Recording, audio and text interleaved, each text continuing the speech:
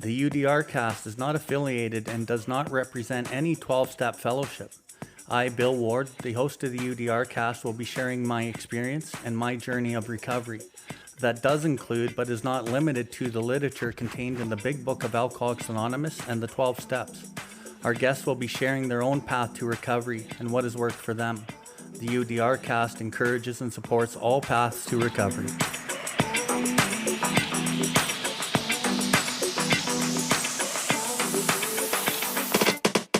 Welcome everybody to the UDRcast. UDR stands for Uncover, Discover, and Recover. My name is Bill Ward, and I'm coming to you from the recovery capital of Canada, Calgary, Alberta. Here we are going to discuss everything recovery, different perspectives, different experiences, both with the people I know and with others from around the world. If you resonate with anything you've heard on this episode today, we ask that you share it with anyone who you think may benefit from it. If you have any questions or comments, please find us at BILLWARDLIFE and send us a message in the info section. We'll get back to you as soon as we can. If you are interested in more recovery content, you can find the buttons for the YouTube channel and other social media outlets on the homepage, and you will be redirected to those platforms. We can recover, one person, one family, one community at a time.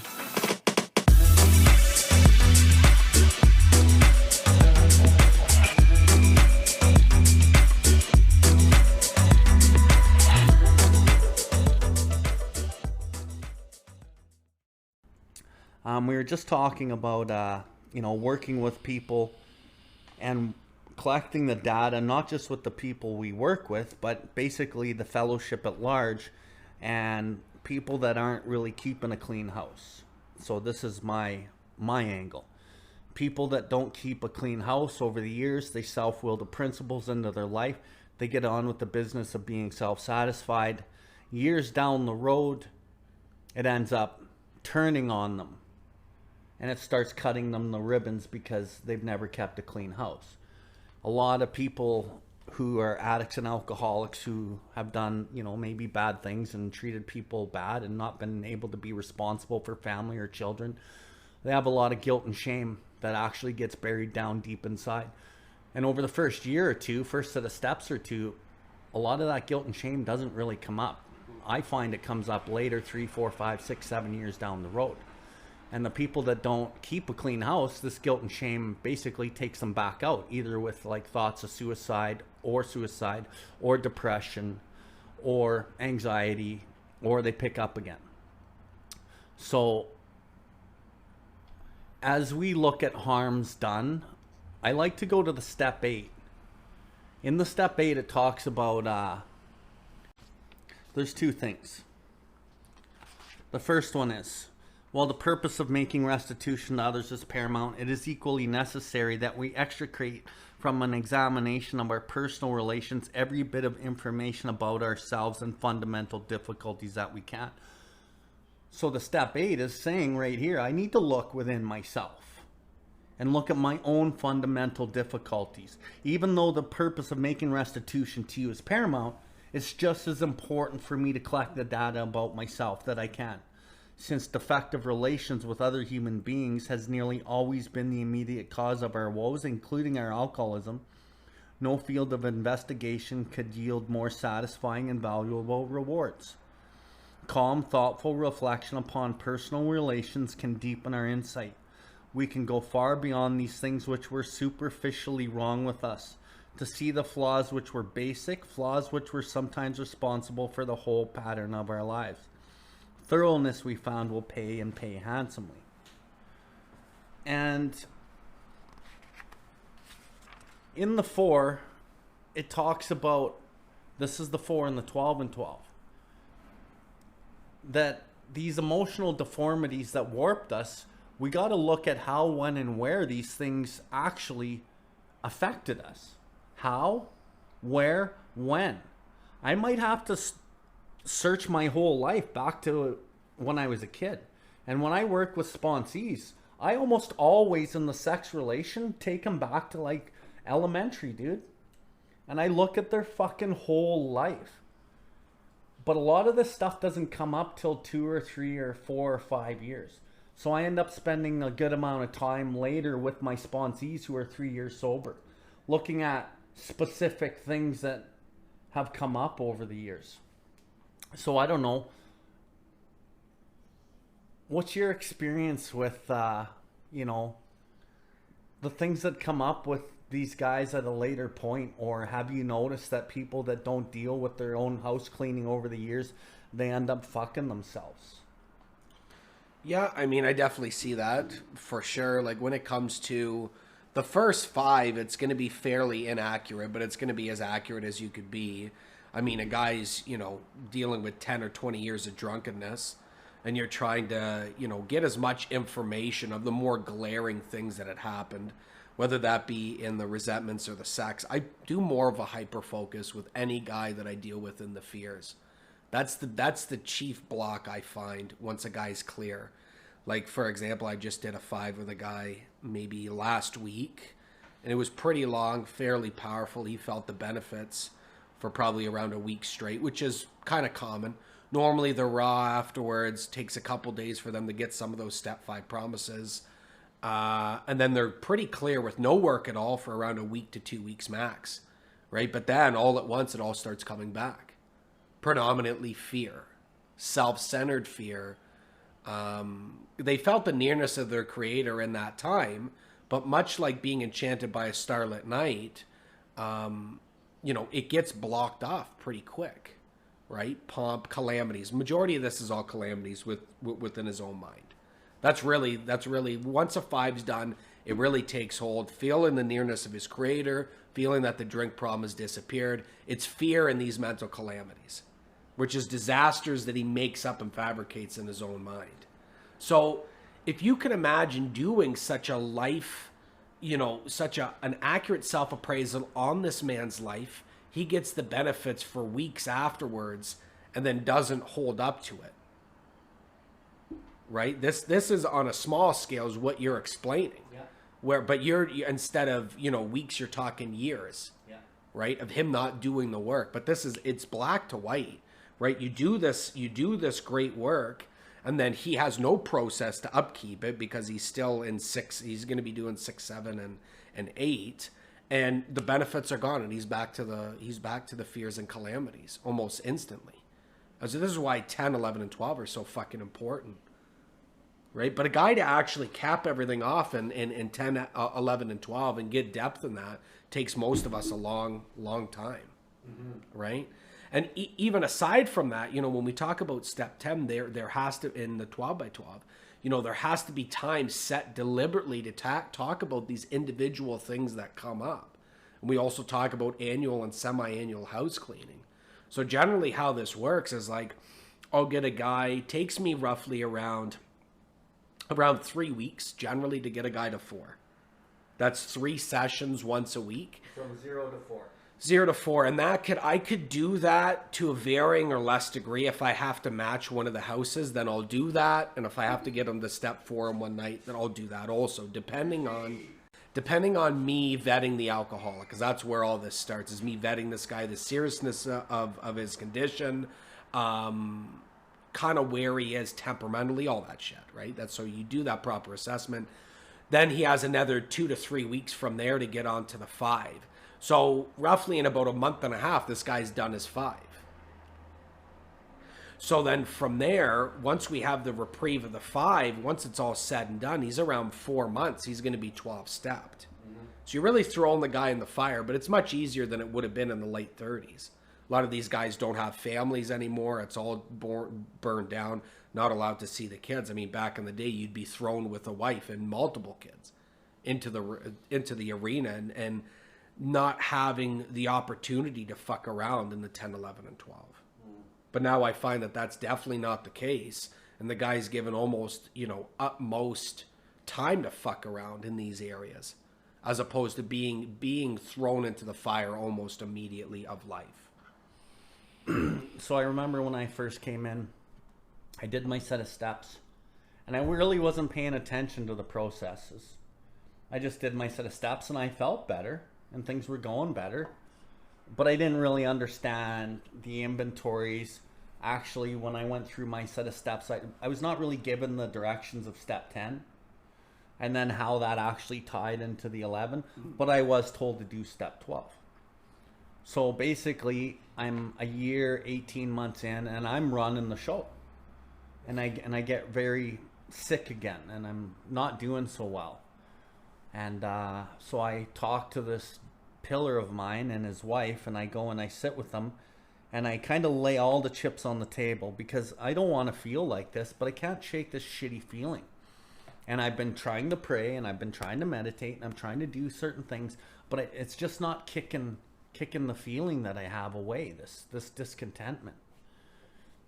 So I lay all the chips on the table, and him and his wife both say, you got to make another amend to your ex-wife. And I was like, no fucking way. And then I start playing God. Well, this is how it's going to go. This is what's going to happen. Anyway, they ended up being right. I knew it in my soul. I ended up praying for the willingness for about a month to go make this amend, the second amend. And I did it, dude, and I got the relief. In around that time, maybe a little bit before that, I was struggling with some sex conduct issues that I didn't really know was a big deal, but they ended up slapping me in the face as well. So after this period of time with these things that kind of made me feel shitty, I started realizing, like you just said, the importance of step 10. And as I start keeping that clean house and I start moving into like learning how to meditate, and I've been sponsoring the whole time, I started getting healthy and I started gaining in clarity. And I don't really even know why I took that path.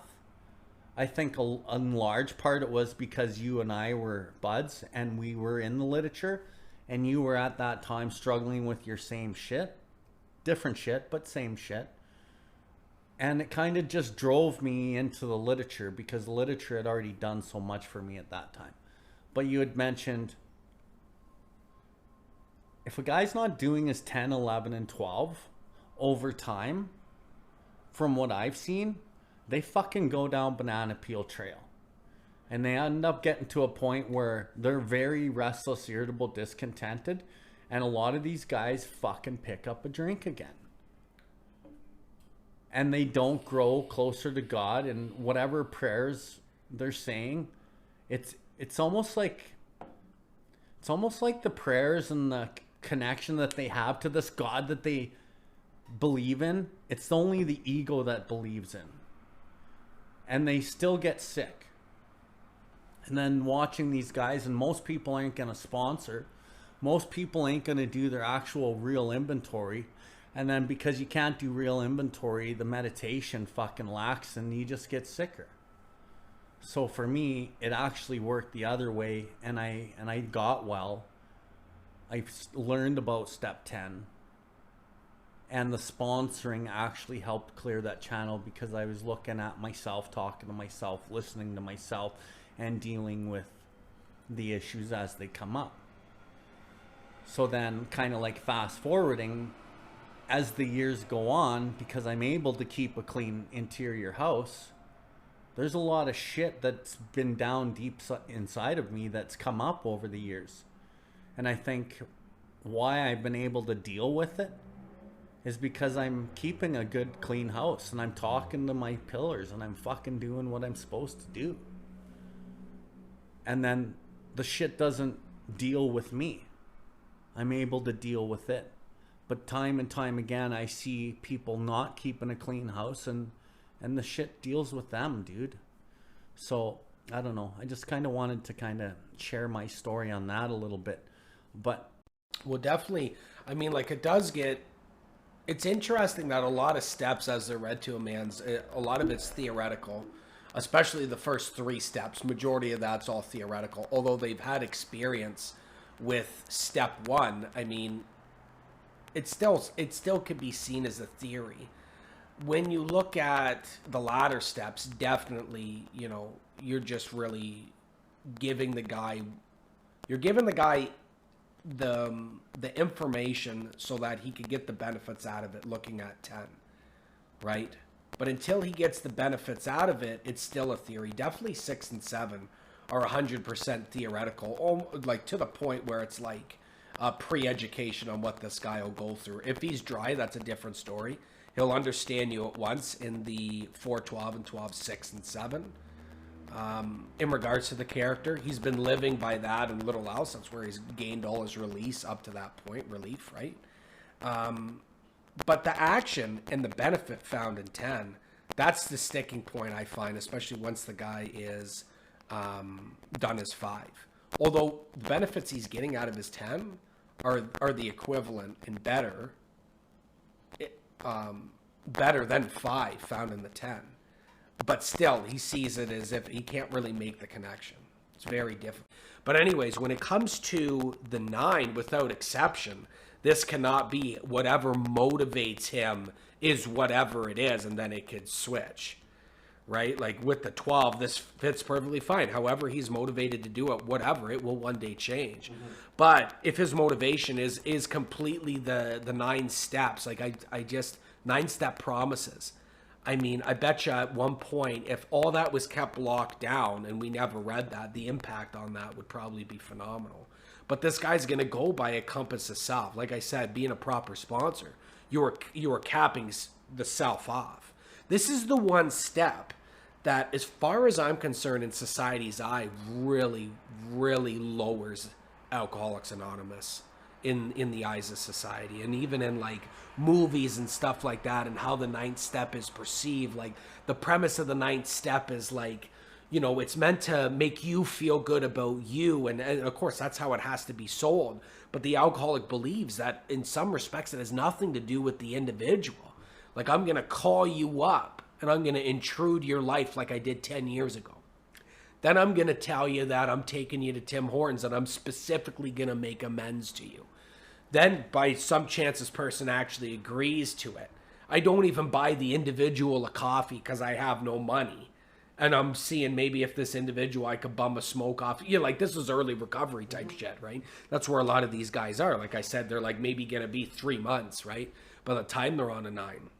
And so me as a new alcoholic, you know, I don't really clear too much of this amends that I'm making. I'm kind of making it on my own accord. I have this individual buy me a coffee and I maybe even bum a smoke off of them. I say sorry, never to be talked to again. And that whole situation is just, that is the amends process for many individuals. Mm-hmm. Where I get most aggressive in the 12 steps with a new gentleman is definitely 5 and 9. Like, I don't fucking hold back anything. I'm extremely aggressive on what will happen and what won't happen. And because of this circumstance, like, this individual is going to make all the amends to the people that he feels he should make amends on based on a selfish hurt compass. The people that he feels the worst towards are the amends he's going to make right away. And then he drinks. And then it blows up this big shrapnel bomb in regards to all the people he's made amends to, and he's hurt them yet again, right? So this is like no nonsense where I'm like, if you think you're making amends to your mother or the family, you fucking think again. Typically how this goes is roughly about a year, he's going to build spiritual tangibility, something to stand on as he makes amends to these people. And it's at that point, if he does do all the action, all the spiritual baited action, then it's a natural progression of that relationship that it organically goes to this conversation. It's no longer typically considered like an amend.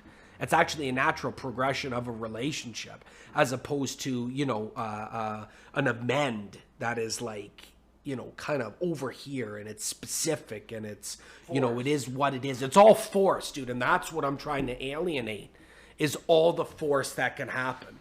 I need to make this amends or else I'm going to drink. You remember that, eh? Oh, yeah. And that's what I am trying to combat about. I am actually trying to shield society from this individual in that area, and we're trying to really keep it contained. Mm-hmm. I'm trying to make sure the spiritual value is built in that time before these amends are organically made. So you make that comment, I need to make this amend or I'm going to drink. Mm-hmm. What Jesse's referring to is a gentleman that I sponsored years ago that was adamant that he needed to make this amend. His motives were not in check at all. I spent hours and hours trying to dissuade him from making this amend. And typically, as the sponsor, you just listen to the sponsor. But this guy was not listening to me, and I spent myself trying to fucking redirect him to not do this amend.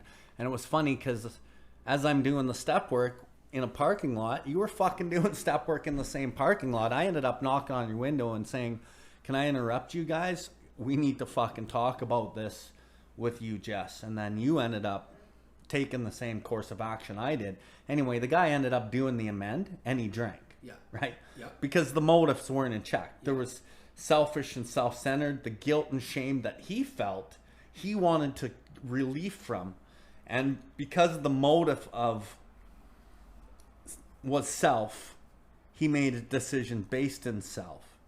And whenever we do that, I'm absolutely convinced that any decision based in self for me is never successful. And in this case, it wasn't successful either.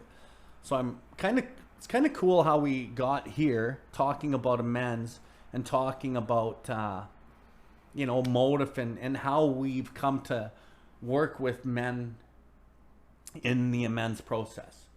So I, like you, in the 5, I can be very heavy, very rigid, and I think the word is I need to manufacture humility in the 5. I need to fucking manufacture humility, and I mean like humiliation and humbled through pain. Yeah. With a desire to do God's will and balance this. And this isn't based out of my ego, and I know it's not based out of your ego. This is all intuitive as the situation presents itself over the 5 to 12 to 15 hours, however long the step 5 takes. But what we're trying to produce is a level of humility, a level of fucking pain, where you actually see what you fucking have been doing to people and how you cannot continue this behavior. And if this behavior doesn't change, we both know the guy will drink again. So as we humble a guy in the 5, the 6 means something. The 7, maybe they don't understand it, and that's okay at this point, but it means something. It almost means the same thing as the 6 when you're first new, which is fine. But the 8 means something, and as you go through the harms, because they've fucking seen in the 5 what they do and how it hurts people, the 8 actually means something. And then they go into the 9 with full directive of the sponsor. They don't call any of the shots ever, not fucking one, as far as who's getting the amend and how the amend is going to go. Almost every amend that I do with the guy is fucking talked about. And what I've started doing in the last while is maybe they have 60 amends or 50 amends to do. I'm doing them in groups of 5 or 10. So I give them groups of 5 or 10. And like you, if they've been a 10 or 20 year drunkard with their family, they for sure ain't doing the amends with their family at all. Not for a year or 2 maybe. Yeah. Because as you said, as you develop and show people that you're changing, you can organically take this into an amend. Instead of it being something separate where you're like, okay, I need to do an amend with you. And I think most people, most alcoholics and addicts, when they first come in, they do a set of steps, their motives aren't fucking in check. Which is why it's so important for them to listen to us as the sponsor, because we are more experienced in seeing motive. And I don't think there's a step that actually presents this more than the 9, where somebody is doing amends for the wrong reasons. Even though they think they're doing it for the right reasons, and it's all based on the best of intention, because they want to make an amend to their mom, their dad, their sister, their husband, and they want, but really what they're really looking for is relief. It's all about self. It's all about them. It has nothing to do with the individual at all. Yeah, dude. And so right off the bat, humility, like genuine humility in this step, is altered, and it's actually twisted the fabric of what humility is. And then because it's based in self, there's a great chance these people drink again, which is why you and I don't really give them any leash or any leeway. And it's just, this is the way it is. This is who you're going to make it to. And when they start talking to me in step 8 about who they're making amends to and how and when, I always just shut them down and say, this has nothing to do with what you think. And we're going to get there. And then the directive will be from your sponsor, which is me. And then you'll do it how we decide. I decide. And then they usually just shut up. And they just go along and do it. And like maybe to the listeners, some of this sounds kind of harsh on, you know, the rigidity of how we would do this. But when you've seen so many people die and you've worked with the numbers that we've worked with and you've collected the data and you start to understand the alcoholic addict at a different level, I guess the proof is in the pudding today. And not for pompousness, but like you and I both have a good success rate of people that stay sober, that come to us and work with us. And I think that's really, and not only do they stay sober, they go on to live fucking good lives. Like you were talking about the guys that you worked with 4, 5, 6 years ago that don't call you much, but you'll run into them and they're fucking doing well. And that's the same with me too, right? And I think that's the proof in the pudding, is as we've developed our rigidity and softness, there's a lot of softness here that we don't talk about too, that people don't really see or understand, because in our sharing in the room, a lot of that softness isn't coming out. But one-on-one working with these gentlemen, like I just heard you talk to a sponsee, there's a lot of love and compassion there that comes intuitively as we work with these people. So yeah, I just really like that we got into the step 9 and we're talking about motive and fucking intention and how the alcoholic addict just can't see it, and especially when they're in that first year, man. So anyway, yeah, kind of like with what you're saying, that and you're kind of chatting about the rigidness in the 5, you know, and I'm chatting about the rigidness in the 9. The one piece that has to be there is, so it's honesty. Right, so I am being honest with them in such a way that I'm trying to cut the delusion, right, and end up putting some chinks in the armor that their pride, dishonesty has built over decades, right? And that takes some, you know, honesty without compassion is just brutality, right? So there has to be some honesty, there has to be some frankness and some rigidity, but at the same time, if that compassion piece isn't there, then this would have the exact opposite effect of what I'm looking for. It would be brutality, right? It would be the equivalent of me kicking this man while he's down and all that other stuff, right? And so that's where that compassion comes in, where like at the end of the day, dude, I'm just as alcoholic, if not more alcoholic than this guy is. You know what I mean? So there is that understanding there. And without that understanding, I believe everything we said with the rigidness would have no effect. Right? And you also got to remember, it's not like, you know, it's not like I, you know, go pick a guy up and I say, okay, get in my trunk and that's where you ride. You don't ride up in the cabin and you know, all this other stuff, right? Like that's not to the extent that it's there. These guys are not hostages by any stretch of the imagination. But I mean, I'm sure somebody listening who's not in the proper place, right, who is not properly persuaded would like, you know, like on step 3, for years of my sobriety, you know, as soon as I started doing step 3, guys are always getting down on the bumper of my fucking car. And they're saying that step 3 prayer, reading it, and then they're, you know, doing it in their own words. So for anybody who gets a peek at the curtains as they're getting now in this conversation, I mean, they're probably thinking these guys are getting fucking abused. But the funny thing is that when alcohol properly persuades a man, and he's baffled yet again, and in his heart he really does not know why he does it, but he does understand that he's fucked. He just doesn't know how fucked. These guys are all willing participants, man. 100%. So when we chat about that 9, the problem, probably the main problem I have on the 9 is how it's sold. Is it is sold to the individual in the rooms. It is sold, you do this, you get the benefit. It's almost like an overcompensation of what the step actually is. Because the step can be so daunting, the step can be so scary, that in order to actually sell it, you know, there has to be the step 9 promises, and those step 9 promises have to trump what the step actually is and what the purpose of the step actually is. And the step has absolutely fuck all to do with the individual and how they feel. Like, a lot of the times they think that they could do these amends at the start, and then we go through the 5, and then we're in the 9, and that humility manufacturing it. They should understand that I don't even get the fucking opportunity to even try and make amends at this moment. And they should understand that. That should be there. Right? And so when I have them put them in the columns, I want to see if they understand that. Right? What you think you're going to make, you know, amends to your ex-fiance? That happened 10 years ago. She has 3 kids and has been happily married for the last 8 years. And you've been smoking meth for the last decade after the fucking whole thing. But now you're going to show up to her doorstep. Her husband answers the fucking door. Right? Like, that's the type of shit, dude.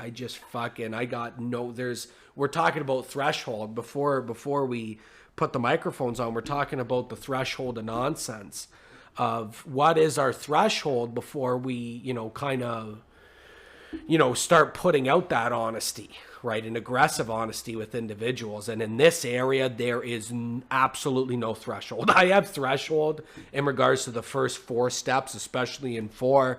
And this guy doing the exact opposite of what I told him to do as he's writing out the 4. Okay, you know, we do the 5, 6, and 7. My threshold's pretty great. 10, 11, and 12. Threshold's pretty good. 9, this is one where there's no nonsense. I just can't even fucking entertain. And so you're chatting about before, I kind of want to take it back to this because step 12, you're chatting about, you know, essentially where all the benefits come from. And that's where all the benefits for myself has come from. And once I sharpen that intuition in the 11, that intuition tells me to do things. Or it's kind of like it's inspiration to do things. Right? Where, you know, I'll do my meditation in the morning, I'll get centered, then I get on with the business of being self-satisfied throughout my day. And then, you know, I'll need to call on the power, and so I'll do so throughout the day. And when I do that, this channel's open through the 10 already, and the intuition's there, right? And then I get inspired to call these people or do this or do a little extra in the household or whatever the case may be, right? And so the 12, in a lot of respects, is the action of the intuition. Right now, there's no, you can't, as far as I'm concerned, there's no substitute for sponsorship, right? And we've chatted about this many times. Like, there's a lot of people who don't sponsor, but they're heavily involved in service. And it's like, you know, they're drinking the coffee in the rooms, but it's like the decaffeinated, burnt fucking whatever. But at least they're getting something into their system. Right? So with me and you, the amount of guys we sponsor, like even for myself, like I've realized that there's only so many guys I could sponsor. There's only so much time and energy that I have to kind of also direct my focus to society. Because where my benefits, like where my, so I sponsor a guy now without really motive. It's just what I do. It's kind of deep rooted now. Right? And so because it's in that situation, the realizations that come out of it, the benefits that really come out of it are fucking a slow go. It's not like it used to be in the first number of years, right? So although I'm still going to do that, and I'll probably do that to the day I die, hopefully sober, I have to look to society. I think that there's a lot of benefit in helping society. Whether that be charitable work, whether that be giving to charities, whether that be volunteering, whether that be fulfilling passions. I think that is so fucking important when it comes to the growth in these ladder steps. When it comes to the 10 doesn't really change too much. At least it hasn't really. The inventory has gotten more in depth. I've taken a larger approach at, you know, having, you know, times in the year where I will kind of go away. And then be able to kind of, you know, come back to life with fresh, like self-overhaul and meditation, right? So that's kind of the 10. It hasn't really changed that much. It's gotten more in depth. The inventory's in shed, and I've adopted a little bit newer structures, but that's fucking really about it. When it comes to the 11, a lot of the intuitions I get are no longer my daily routine type stuff. That's just a working part of the mind today. So, it's more like purpose built shit. And then in the sponsorship, the numbers haven't changed. It's still 8 to 12 guy cycles, 3 months. But it's been looking more at society and where I as an individual can benefit society and whatever passions I have, right? So basically you're saying as you work with the 12 step, you just get intuitive inspiration to be of service in all aspects of life. And a lot of that can be just in general society. 100%. Like for the longest time, I always thought it was like individual 10, individual 11, and individual 12. And as part of the process, I believe that is like, as the process is outlined, I believe that that's the case, that every step is individual. I don't like people saying that step 10 is like a rehash of the greatest hits of the 12 steps, where it's like, it's fucking 4 through 9 or whatever, right? I don't like that. That step stands alone, right? But when it comes to the actual practice of these, they're logically interwoven, as we've chatted about many fucking times. And so what that means is I come to the realization many years ago now, and I put that in the practice, is that 10 follows 11, follows 12 in actual practice. Which means when I do a 10, and when I do call somebody and I do that inventory, it has to be followed up with meditation. And then that meditation has to be followed up with the action of that intuition that was found in the 11. And a lot of times that action will equal something to do with the 12 steps, or some sort of action that gets me out of me, and I'm able to pack into the stream of society, right? Pack in the stream of life type shit. And so for a man that has a family, he has the ability to be a use in that fucking family. Like everything we chat about is, for sponsorship, is sponsoring the next alcoholic. But you and I both know that, if we look at 1939, okay, and I do as the book tells me and working with others in regards to step 12, that means that 1939 or early 40s, when Alcoholics Anonymous came to fucking Calgary, I'm hitting the institutions, I'm hitting up the churches, I'm doing all this stuff, and I'm trying to get in front of alcoholics. But it says that, the family should be offered our way of life too, if the man is to disappear. So if I look at the numbers here of early 12-step work, really, as per the book says, I would be sponsoring one alcoholic to maybe 3-4 family members, a wife and a couple kids, and then my wife would get involved in that type of shit. So in reality, in the first, let's say, decade of my sponsorship, I would actually be more well-versed in sponsoring normal people. I mean, sick because of the alcoholic, but for the most part, other than that, normal, maybe a spirituality, but other than that, fairly normal in their way of thinking and living. I would be more well-versed in sponsoring society than I would be the alcoholic, right? So that is to say that, all of my efforts should be spent in the program of Alcoholics Anonymous. I believe if I'm a proper 12-step member doing the deal, I would not only be cheating myself of the opportunity, but I would be cheating potentially society of the opportunity to have a volunteer, to have somebody who's involved present without any profit motive at all. Just the ability to get out of self and help another human being. Well, and the book does say, a much more important demonstrations of our principles lies before us on their respective homes, occupations, and all of our affairs. So right there, it's saying it's much more important to do this out there. Yeah. But and then it also says in the 9, our real purpose. And our real purpose is to fit ourselves to be of maximum service to God and the fellows about us. Yeah. But back in like tradition 5, each group's main purpose is to carry the message to the alcoholic still suffering. So there's a lot of like purpose talk in the steps and in the program about helping the alcoholic get sober, which is great, because I think at first we got to use our greatest deficit, which I'm an alcoholic and addict, and when I look at my life, it's probably my greatest deficit of my life. I get to use that for something positive. And I think because I'm using it to help another alcoholic, I get to see the benefit. and I get to understand how another alcoholic lives and acts because I am them. But I think even more so, like you talked earlier about, it doesn't matter how you get into sponsorship or the altruism. It's just a matter of that you do it. Even if you're getting into sponsorship because you want to look good, or because it makes you feel good, or fucking you want to be the best sponsor in the world, who cares how you get into it? It's just a matter of doing the altruistic act. And as you do numerous altruistic acts, it actually takes you down the road over time to true altruism. Because fundamentally, as you sit in front of another individual and you try to help them, because there is the motive of trying to be of service there, really, you fucking change fundamentally deep on the inside. So as we work with these people as alcoholics first, down the road you work with them as human beings. And once you're working with them as human beings, then everything changes. Because I know for me, even today, when I work with another alcoholic, I've worked with so many alcoholics that I know the alcoholic and addict better than they know themselves, which benefits me and it actually benefits them. Because every time they try to blow smoke up my ass and tell me this or tell me that, I already know the fucking truth. Because I'm fucking you and I've worked with so many of you, you can't fucking bullshit me. So it benefits them, even though they don't really realize it. Sometimes they do. And it benefits me because it just solidifies the data.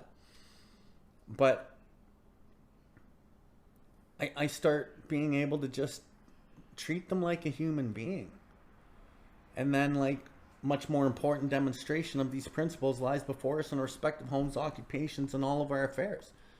My daughters wanted to work the steps. So I've been able to take my way of life into, like, my family life. And it's been attraction, not promotion. You know, my ex-wife wanted to work the steps. My ex-wife's mother wants to work the steps. My daughter's boyfriend. None of these people are considered alcoholics or addicts. You know, fucking one of your sponsees, two of your sponsees has asked me to help their family members, and these people aren't alcoholics. So this just transmits into, like, helping human beings, period. Yeah. Right? And that's the beauty of this shit. And so I think you're right. For me to just stay focused on just working with alcoholics and addicts, which I think is really important for the first 2 or 3 or 4 or 5 years. And I think it's really important to fucking not stop working with them. But I think people get pampered and they just get on with the business being self-satisfied, and they don't ever find the real value of working with others.